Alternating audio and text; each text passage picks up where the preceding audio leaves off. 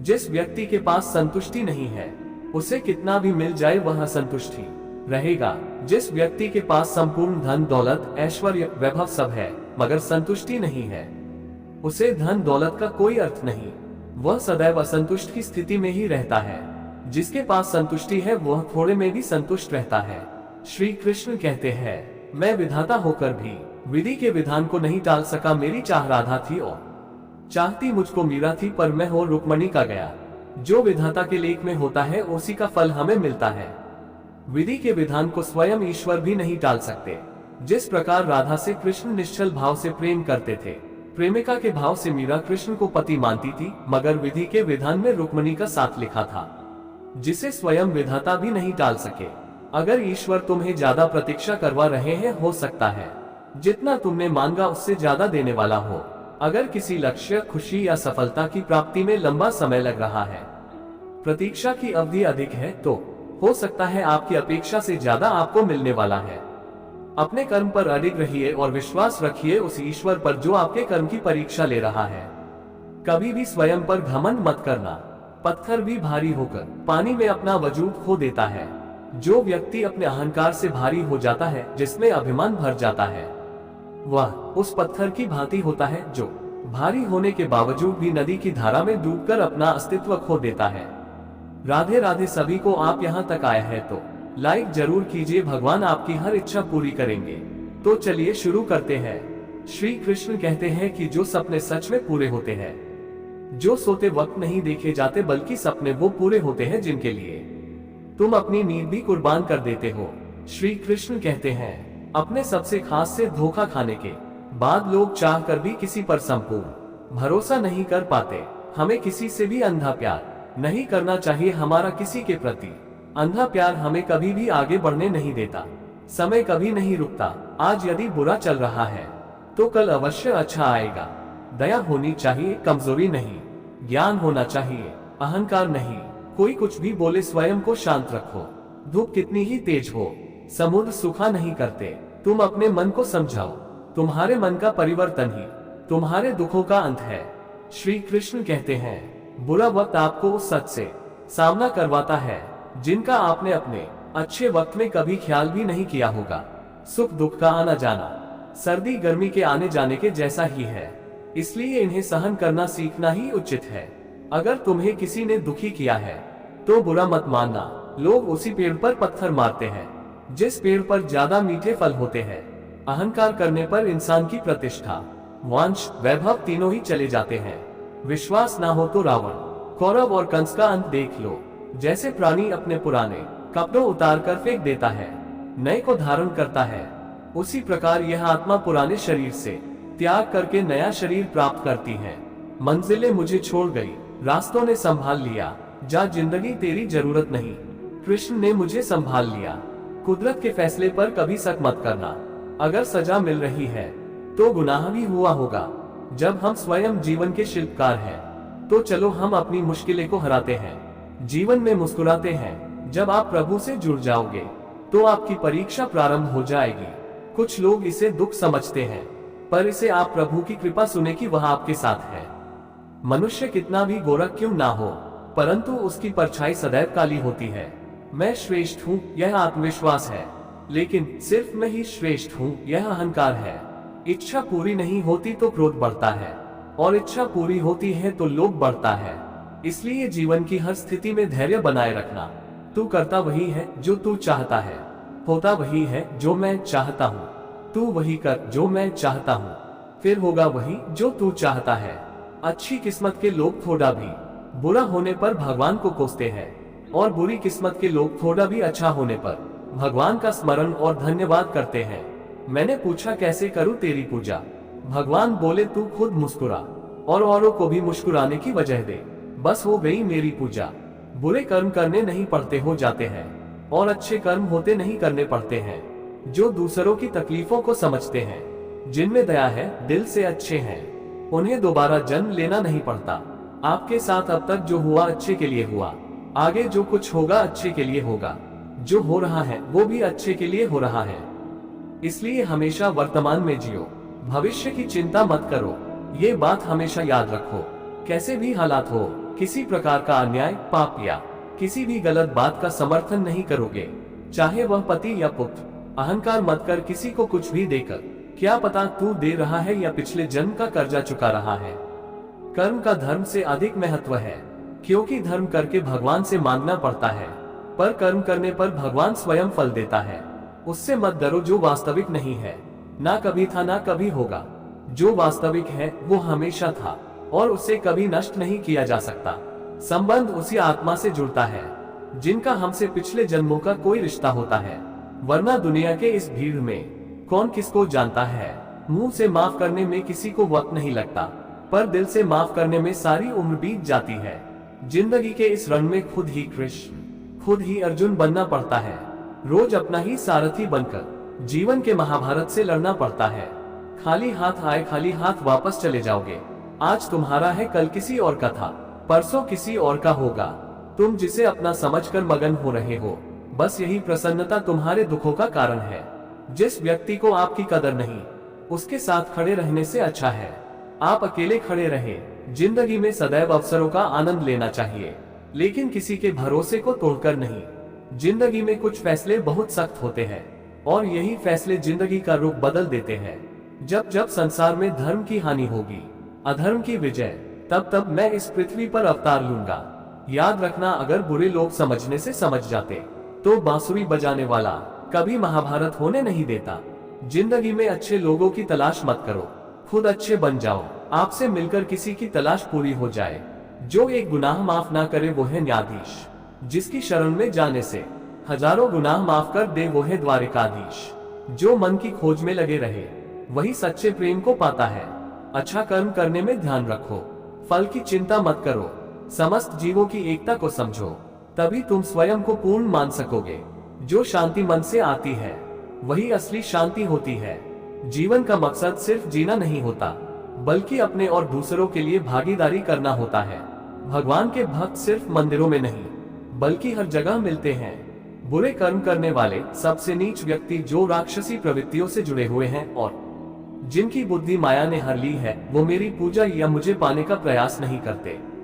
जब वे अपने कार्य में आनंद खोज लेते हैं तब वे पूर्णता प्राप्त करते हैं। बुद्धिमान व्यक्ति को समाज कल्याण के लिए बिना आसक्ति के काम करना चाहिए। दुख से जिसका मन परेशान नहीं होता, सुख की जिसको आकांक्षा नहीं होती, तथा जिसके मन में राग, भय और क्रोध नष्ट हो गए हैं, ऐसा मुनि आत्मज्ञानी कहलाता है। जो चीज हमारे हाथ में नहीं है उसके विषय में चिंता करके कोई फायदा नहीं। केवल मन ही किसी का मित्र और शत्रु होता है। हम जो देखते हैं वो हम हैं और हम जो है हम उसी वस्तु को निहारते हैं। इसलिए जीवन में हमेशा अच्छी और सकारात्मक चीजों को देखें और सोचें। लोग आपके अपमान के बारे में हमेशा बात करेंगे। सम्मानित व्यक्ति के लिए अपमान मृत्यु से भी बदतर है। जो कोई भी जिस किसी भी देवता की पूजा विश्वास के साथ करने की इच्छा रखता है, मैं उसका विश्वास उसी देवता में दृढ़ कर देता हूँ। मनुष्य अपने विश्वास से निर्मित होता है, जैसा वो विश्वास करता है वैसा वो बन जाता है।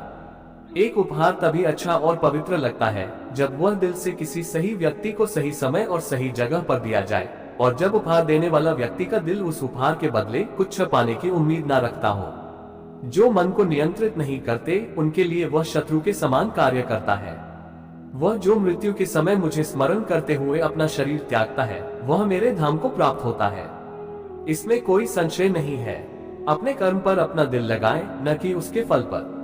फल की अभिलाषा छोड़कर कर्म करने वाला पुरुष ही अपने जीवन को सफल बनाता है। अगर आप अपने लक्ष्य को प्राप्त करने में असफल हो जाते हैं तो अपनी रणनीति बदलिए, न कि लक्ष्य।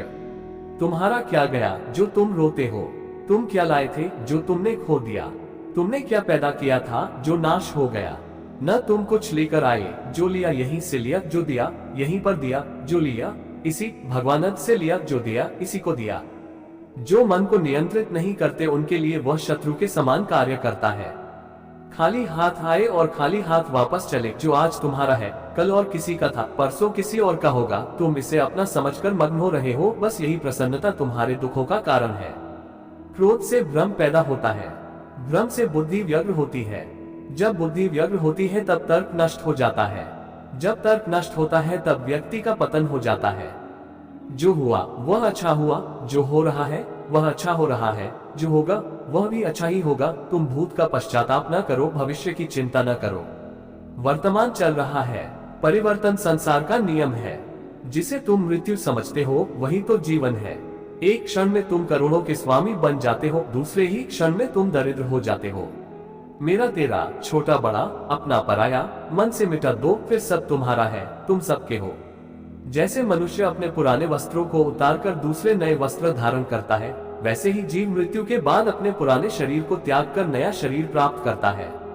तुम अपने आप को भगवान को अर्पित करो, यही सबसे उत्तम सहारा है। जो इसके सहारे को जानता है वह भय, चिंता, शोक से सर्वदा मुक्त रहता है।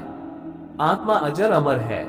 जो लोग इस आत्मा को मारने वाला या मरने वाला मानते हैं, वे दोनों ही नासमझ हैं। आत्मा ना किसी को मारती है और ना ही किसी के द्वारा मारी जा सकती है। न ये शरीर तुम्हारा है, न तुम शरीर के हो।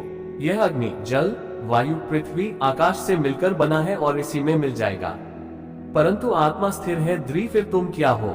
रिश्तों में वही रिश्ता सबसे अच्छा होता है जो किसी गलती होने के बाद हल्की सी मुस्कुराहट और थोड़ी माफी के साथ ही पहले जैसा हो जाता है। जो आपसे जलते हैं उनसे घृणा कभी न करें, क्योंकि यही वो लोग हैं जो जानते हैं आप उनसे ऊंचे हो। जब समय आपके विपरीत चल रहा हो तो शांत रहना सबसे बेहतर है। कर्म करने पर अधिकार है, फल पर नहीं। श्री कृष्ण कहते हैं कि मनुष्य का अधिकार केवल अपने कर्म पर है, लेकिन उस कर्म के फल पर नहीं। किसी भी कार्य का परिणाम ईश्वर के अधीन है। इस विचार का उद्देश्य मनुष्य को निस्वार्थ कर्म की ओर प्रेरित करना है। फल की चिंता से हम अपने कर्म पर सही तरीके से ध्यान नहीं दे पाते। जब हम केवल फल की आशा में काम करते हैं तो हमारी ऊर्जा बंध जाती है। उदाहरण के लिए, एक छात्र यदि केवल परीक्षा में अच्छे अंक पाने की चिंता करेगा तो वह पढ़ाई पर ध्यान नहीं दे पाएगा। इस विचार से हमें सिखाया जाता है कि हमारे कर्म ही हमारा धर्म है। आत्मा अजर अमर है। आत्मा का जन्म नहीं होता, न ही मृत्यु होती है। यह शाश्वत, अजर और अमर है। यह विचार जीवन और मृत्यु के चक्र को स्पष्ट करता है। श्री कृष्ण ने बताया कि शरीर नश्वर है लेकिन आत्मा अमर है। यह विचार हमें मृत्यु के भय से मुक्ति देता है और यह समझाता है कि मृत्यु केवल एक परिवर्तन है। जैसे पुराने कपड़े त्याग कर नए कपड़े धारण किए जाते हैं, वैसे ही आत्मा नए शरीर को धारण करती है। ये समझ हमें जीवन को सहजता से स्वीकारने में मदद करती है। मनुष्य स्वयं अपना मित्र और शत्रु है। मनुष्य स्वयं अपने उत्थान और पतन का कारण है। वह अपना सबसे बड़ा मित्र या शत्रु है। यह विचार हमें आत्म संयम और आत्म नियंत्रण का महत्व सिखाता है। अगर हम अपने मन को नियंत्रित करना सीख जाते हैं तो ये हमें सफलता की ओर ले जाता है, लेकिन यदि हम इसे भटकने देते हैं तो ये हमारे लिए शत्रु बन जाता है। उदाहरण के लिए, यदि कोई व्यक्ति अपने लक्ष्य पर ध्यान केंद्रित करता है और अनुशासन में रहता है तो वह सफलता प्राप्त करता है, लेकिन यदि वह आलस्य और नकारात्मकता में फंस जाता है तो उसका पतन निश्चित है। इच्छाएं दुखों का कारण है। जो व्यक्ति अपने भीतर की इच्छाओं और क्रोध को नियंत्रित कर लेता है वही सुखी होता है। श्री कृष्ण ने बताया कि इच्छाएं मनुष्य को अशांत करती है। जब तक हम अपनी इच्छाओं के पीछे भागते रहते हैं हम दुखी रहते हैं। उदाहरण के लिए, यदि कोई व्यक्ति धन कमाने की इच्छा में असंतोषित रहता है तो वह कभी संतुष्टि का अनुभव नहीं कर सकता। इच्छाओं को नियंत्रित करने का अर्थ यह नहीं है कि उन्हें त्याग दिया जाए, बल्कि उनका सही दिशा में उपयोग किया जाए। सभी जीव समान हैं। सच्चा ज्ञानी वह है जो हर प्राणी में समानता देखता है। यह विचार समाज में समानता और भाईचारे का संदेश देता है। श्री कृष्ण ने सिखाया कि ज्ञान और विनम्रता से हमें हर जीव में ईश्वर का अंश देखना चाहिए। जाति, धर्म, रंग या प्रजाति के आधार पर भेदभाव करना अज्ञानता का प्रतीक है। सच्चा ज्ञान हमें सभी के प्रति प्रेम और सम्मान रखना सिखाता है। भय से मुक्त रहो। जो व्यक्ति भय, मोह और क्रोध से मुक्त हो जाता है वह मुझ में लीन हो जाता है। भय मनुष्य की सबसे बड़ी कमजोरी है। ये हमें कमजोर बनाता है और निर्णय लेने की क्षमता को प्रभावित करता है। श्री कृष्ण ने कहा कि ईश्वर में विश्वास रखने से भय समाप्त हो जाता है। जैसे अंधकार में दीपक मार्ग दिखाता है, वैसे ही भक्ति और ज्ञान हमें भय से मुक्त करते हैं। भक्ति का महत्व, जो मुझ में अडिग भक्ति रखते हैं मैं उनके योग और क्षेम की देखभाल करता हूँ। भक्ति का अर्थ केवल पूजा करना नहीं है, बल्कि ईश्वर के प्रति पूर्ण समर्पण है। जो व्यक्ति ईश्वर पर पूर्ण विश्वास रखता है उसके सभी कार्यों का भार स्वयं ईश्वर उठा लेते हैं। यह विचार हमें विश्वास और समर्पण का महत्व समझाता है। संतुलन बनाए रखना जीवन में संतुलन होना आवश्यक है। न अधिक खाना चाहिए, न अधिक सोना, न अधिक जागना। श्री कृष्ण ने सिखाया कि अति हर चीज की बुरी होती है। संतुलित जीवन से हम शारीरिक और मानसिक स्वास्थ्य को बनाए रख सकते हैं। उदाहरण के लिए, अत्यधिक कार्य करने से तनाव होता है और अत्यधिक आराम करने से आलस्य। जीवन में अनुशासन और संतुलन हमें आत्मविकास की ओर ले जाता है। परिवर्तन ही संसार का नियम है। जो आज तुम्हारा है वह कल किसी और का होगा। श्री कृष्ण ने बताया कि संसार में कोई भी चीज स्थायी नहीं है। समय के साथ हर चीज बदलती है। यह विचार हमें सिखाता है कि किसी भी चीज के प्रति मोह नहीं करना चाहिए। परिवर्तन को स्वीकारने से हम जीवन को सरल और सुखी बना सकते हैं। समर्पण ही सच्चा मार्ग है। सभी धर्मों को छोड़कर मेरी शरण में आओ, मैं तुम्हें सभी पापों से मुक्त कर दूंगा। यह विचार हमें ईश्वर के प्रति पूर्ण समर्पण का महत्व सिखाता है।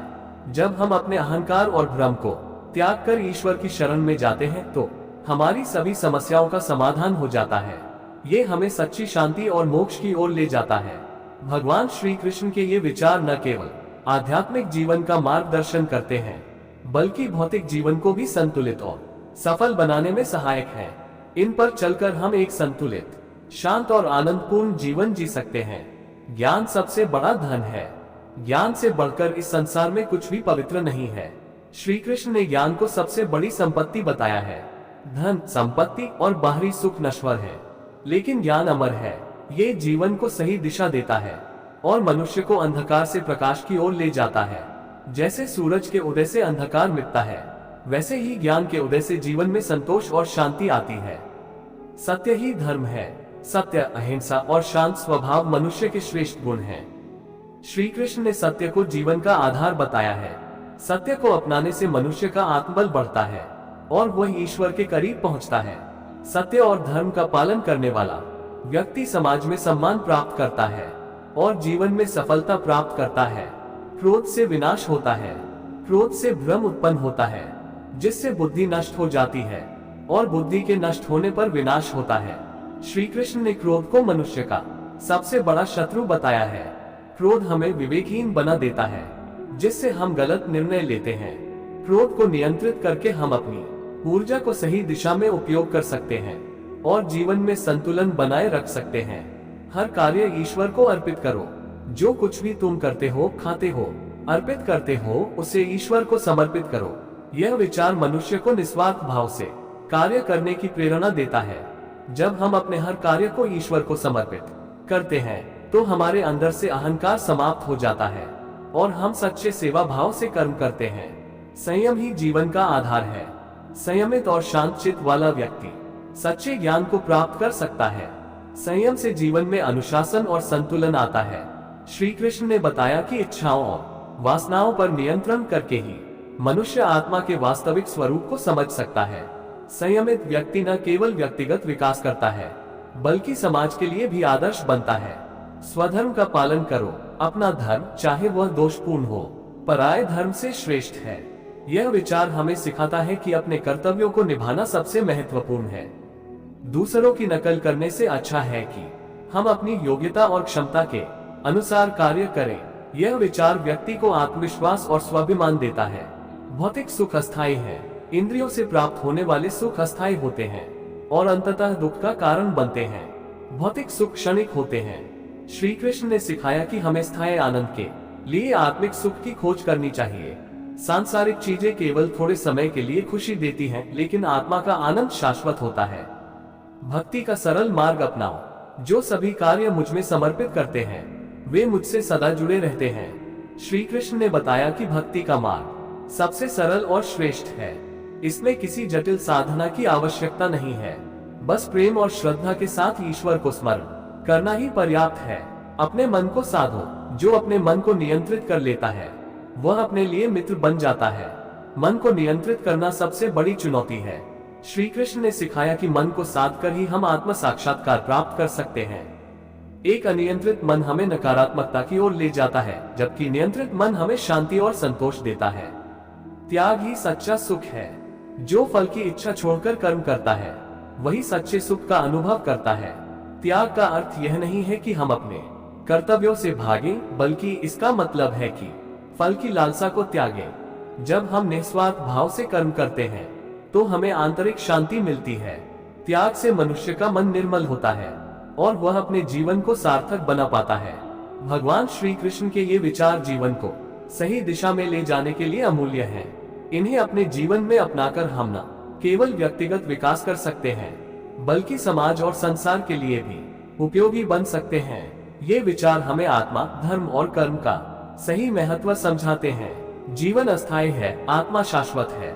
जैसे शरीर बाल्यावस्था, युवावस्था और वृद्धावस्था से गुजरता है, वैसे ही आत्मा मृत्यु के बाद एक नए शरीर में जाती है। श्री कृष्ण ने सिखाया कि जीवन और मृत्यु केवल आत्मा की यात्रा का हिस्सा है। यह विचार हमें जीवन की नश्वरता को समझने और उसे व्यर्थ चिंता में न गंवाने की प्रेरणा देता है। आत्मा को पहचानने का ज्ञान हमें शांति और स्थिरता प्रदान करता है।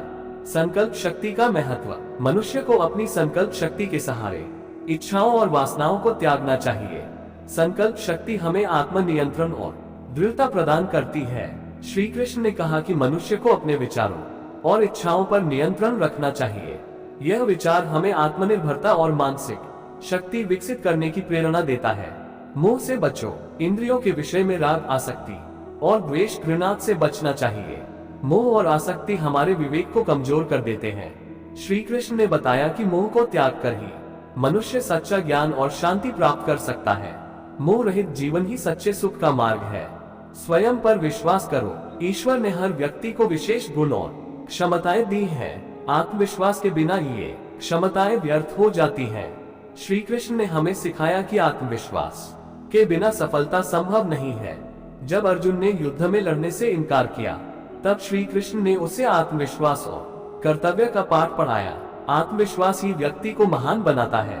किसी का बुरा मत सोचो।